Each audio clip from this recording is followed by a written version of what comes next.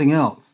It flew into the frame like this, and it shot a beam of light at the warhead, which is represented by my thumb here. 전 세계적으로 민간 항공기 및 전투기가 조우한 UFO 케이스는 수만 건 또는 더 많을 수도 있습니다.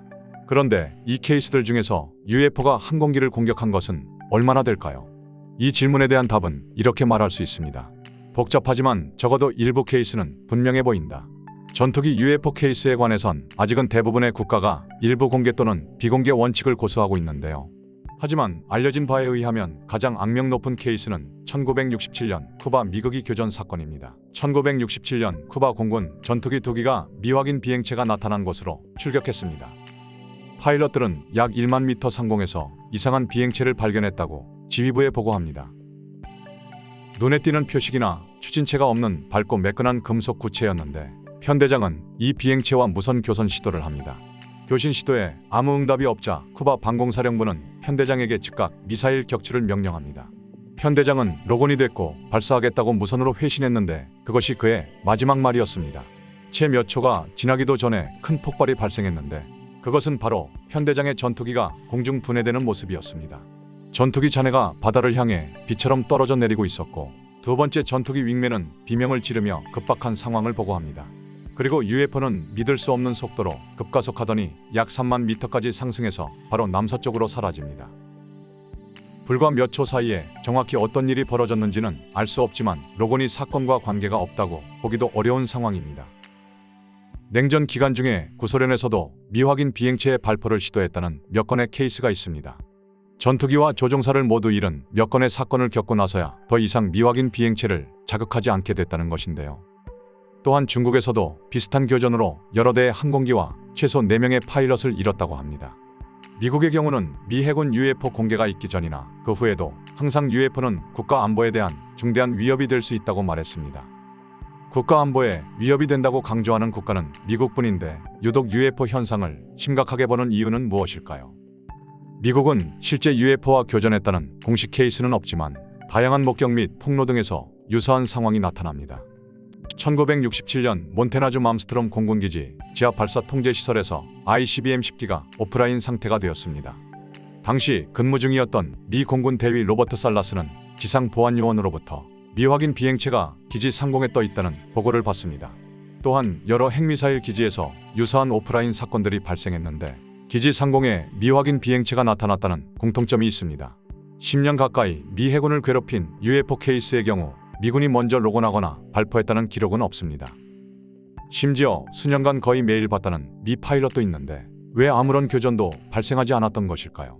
어쩌면 교전이 벌어지게 되면 어떤 일이 발생할지 너무 잘 알고 있기 때문일 수도 있습니다. 반덴버그 공군기지에서 사진 장교로 근무했던 밥 제이콥스는 놀라운 일을 목격했다고 말하는데요.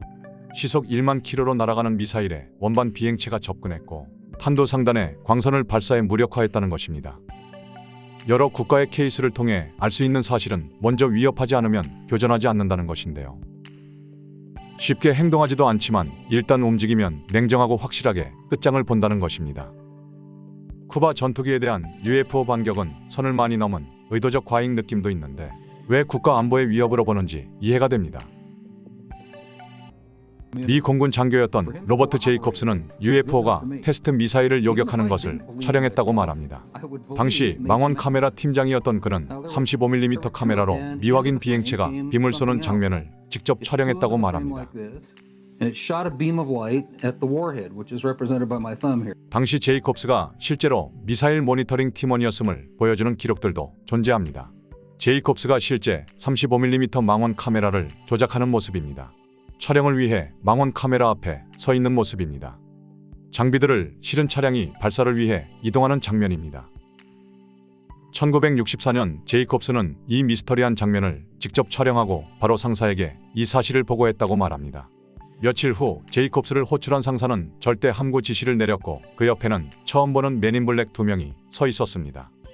보시는 것은 당시 실제 촬영본이라고 알려졌는데 진위 여부는 확실하진 않습니다. 원반체를 닮은 듯한 비행체가 빔을 발사하고 있습니다. 주변에 희미하게 구름들이 보입니다. 아무래도 가장 궁금한 것은 이 영상이 과연 실제인가 하는 것인데요.